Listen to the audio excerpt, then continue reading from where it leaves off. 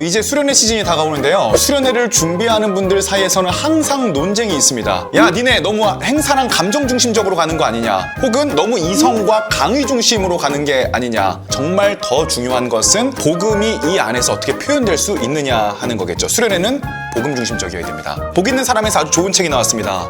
마이클 리브스의 복음의 사람들. 오늘은 이 책을 가지고 우리가 수련회에 대해서 이야기를 좀 나눠보도록 하겠습니다.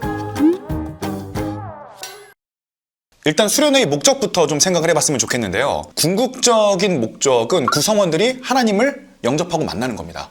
저도 처음 갔던 수련회가 기억납니다. 무려 1996년도였거든요. 초등학교 4학년인 저에게 담당 전도사님이 이런 설교 해주셨어요. 너희 부모님도 훔친 적 있냐 없냐? 있었습니다.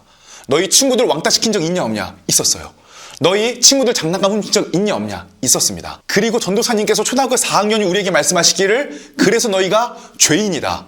그런데 놀라운 일은 그날 제가 그것을 하나님의 말씀으로 받아들이고 제가 죄인임을 깨닫고 예수 그리스도께서 저를 위해 죽으셨다는 사실을 받아들였다는 사실입니다. 제가 그날 눈물 흘리면서 모르긴 몰라도 한두 시간 정도는 기도를 했던 것 같아요. 그러면 하나님을 만난다는 거는 뭐냐? 이렇게 막 감성적으로 부추겨서 눈물을 흘리게 만드는 게 하나님을 만나는 것이냐? 아니면 그냥 이성적으로 복음에 대한 지식을 알려주는 게 하나님을 만나는 것이냐? 저는 둘 모두를 포함하지만 둘 모두 복음은 아니라고 생각합니다. 복음의 핵심 메시지는 그리스도께서 우리를 위해 살고 십자가에 달려 죽었으며 무덤에 묻혔다가 부활하셨다는 데 있다. 그래서 로마서 10장 10절에서도 사람이 마음으로 믿어 의에 이르고 입으로 시인하여 구원에 이른다. 복음이라고 하는 것은 내가 하나님의 통치권 아래 있다는 것을 인정하는 것. 그래서 수련회의 목적이 행사도 좋고 강의도 좋고 친목도 좋고 너무 다 좋지만 어떻게 하면 구성원들이 하나님을 만날 수 있을 것인가에 더 포커싱이 되면 어떨까 싶습니다. 그러면 이렇게 우리가 예수님을 영접했을 때 어떤 일이 일어나는가? 마이클 리브스 책 79페이지에선 이렇게 얘기합니다. 우리가 의롭다함을 얻은 것은 곧 죄인이지만 하나님의 은혜로 의롭다는 판결을 받는 일이다. 즉 저와 여러분들은 수련회를 갔다 온 다음에도 여전히 죄를 짓거든요. 그런데 이 모든 죄를 위해서 예수께서 판결을 받으셨으므로 내가 법적으로 자유로워졌다는 사실을 깨닫는 일. 이게 진짜 수련회에서 일어나야 되는 일이거든요. 그 죄에서의 자유로움을 경험하고 앞으로 예수 그리스도를 따라가기로 결단하는 일들. 이게 진짜 수련회의 핵심이 아닐까 싶습니다. 우리가 수련회 준비하면서 문제 일어나는 걸 이상하게 생각 안 했으면 좋겠습니다. 하나님의 공동체라고 하는 건 그렇게 또 파이팅이 일어나야 한 번씩 또 깎이고 복음적인 표현 방식에 대해서 고민을 하게 되거든요. 근데 우리가 왜 싸움이 대체 일어날까? 2020년의 한 조사에 따르면 미국 복음주의자의 30%는 예수님이 하나님이심을 믿지 않는다. 46%는 성령님을 인격체가 아닌 일종의 힘으로 간주한다. 23%는 믿음을 객관적인 진리와 무관한 의견의 문제로 여긴다. 이게 무슨 얘기냐면 교회 내에서도 너무나 신학적 의견들이 다르고 아직 예수님을 제대로 받아들이지 않은 친구들과 복음을 제대로 모르는 친구들이 함께 일을 하는 거예요. 그러니까 복음적인 일의 방식만이 아니라 어떤 세속적인 일하는 방식, 내 개인적인 개성들이 다 들어오니까 이제 그 안에서 파이팅이 일어나는 거거든요. 127페이지에서 이렇게 얘기합니다. 이런 경우 공동체를 하나로 통합하는 원리가 복음이 아니라는 바로 그 이유 때문에 복음의 핵심 사안과 여타 문화적 요소를 점점 더 구별하지 못하게 된다. 예를 들어서 우리가 기도회를 준비할 때 어떤 친구는 기도회가 좋은 거예요. 그래서 우리가 기도회를 2시간을 하자. 어떤 친구는 노는 게 좋은 거죠. 행사와 놀이를 한 30분 정도 더 추가를 하자. 그러니까 이게 뭐냐면 결국 복음을 향해서 마음을 모으는 것이 아니라 각자의 생각과 의견을 다 중심적으로 모으는 거거든요. 반드시 하나님이 부르시는 한 사람이 하나님의 복음을 받아들이는데 우리가 어떻게 도움을 줄 것이냐로 의견이 모아져야 된다고 생각을 합니다. 여기서 모든 프로그램이 나와야 되고요. 여기서 모든 합의점이 도출돼야 됩니다. 단순히 내가 좋으니까, 내 생각이 그러니까가 아니라 구성원들이 하나님을 더 만나기 위해 기도회를 몇 시간 정도 가져가는 게 하나님의 뜻일까?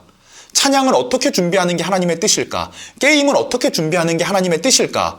이 모든 판단의 기준이 성경이고 복음이어야 된다는 이야기죠. 그래서 이 부분 저는 진짜 와닿았거든요. 복음의 사람들에게 복음은 일종의 단 역할을 한다. 이게 그 얘기예요. 배의 닷은 그 배가 정처 없이 표류하는 것을 막으면서 수면 위로 어느 정도 움직일 수 있게 해준다. 이처럼 복음은 우리로 성경의 중요한 가르침들은 고수하게 하면서도 다른 세부 사안에 대해서는 어느 정도 의견 차이를 용납하도록 만든다. 복음과 한 사람이 이번 수련회의 중심 신학적 주제가 되었으면 좋겠다. 수련회를 준비하면서 좀 많이 싸우셨으면 좋겠습니다. 수련회를 다녀오면 항상 두 가지 위험성이 있는 것 같습니다. 하나님을 받아들인 사람들, 이제 하나님의 백성이 된 사람들이 첫 번째, 어떤 성령 현상에 치우칠 위험성이 있어요. 사도행전 2장에 보면 사도들이 처음 성령 세례를 받았을 때 급하고 강한 바람 소리 같은 소리가 났거든요. 바람 소리가 아니라 자연적으로 어떤 소리를 들은 겁니다. 그런데 어떤 은사 집회에 가보면 강사분들이 쉬 이러면서 막 입으로 자기가 바람 소리를 내는 장면들도 볼 수가 있거든요. 저도 20대 청년 때 은사 집회를 참여했던 적이 있었는데 그때 어떤 친구가 목사님의 안수를 받더니 뒤로 넘어가서 막 거품을 불면서 막 몸을 막 부르르 떨면서 이런 은사 체험을 한 적이 있어요.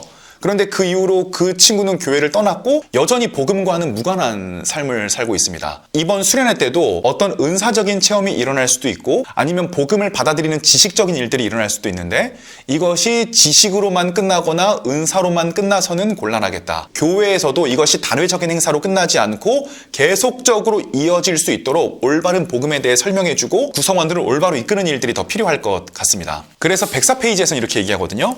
단순히 의롭다함을 입은 상태에만 머무는 그리스도인들은 없다. 성령님의 사역으로 거듭난 신자들은 그분의 인도하심을 따라 살아가며 이전과는 다른 방식으로 사랑하고 생각하며 행동하게 된다. 내가 예수님을 만난 거예요. 너무 신난 거죠. 그래서 유튜브에 와서 막 아무거나 막 검색을 막 해보는 거예요. 유튜브에는 좋은 목사님들도 많지만 이단 사설들도 굉장히 많아서 이 하나님을 처음 만난 백지 같은 친구가 막 여러 가지 색깔로 물들 가능성들이 있거든요. 복음이 아닌 다른 물감으로요. 예를 들면 어떤 정치 성향을 가져야 복음을 아는 거라고 말하기도 하고 어떤 행동을 해야 복음을 아는 것이라고 말하기도 합니다. 또 아니면 어떤 체험을 해야 복음을 경험한 것이라고 이야기하기도 합니다. 마이클 리브스 책 15페이지에 보면은 복음주의자가 된다는 것은 곧 자신의 문화적 정치적 성향이 아니라 신학적이며 성경적인 신념을 쫓아 행하는 일을 의미한다. 복음주의의 핵심 주제는 복음이며 이 복음은 성경을 통해서 알려진다. 복음이라고 하는 것은 그 모든 것들을 포괄하여 예수 그리스도를 내 인생의 주인으로 받아들이는 것이다. 그래서 우리의 일상의 모든 부분에 예수님의 통치를 받게 되는 것. 이번 수련회 준비하면서 수련회 과정 중에 수련회 이후에 성경에 집중하고 기도에 집중하는 저와 여러분 되시기를 바라면서 마이클 리브스의 복음의 사람들 한번 읽으면서 준비하셨으면 좋겠습니다. 오늘도 영상 시청해 감사드리고 전 다음 영상으로 돌아오도록 하겠습니다. 피스.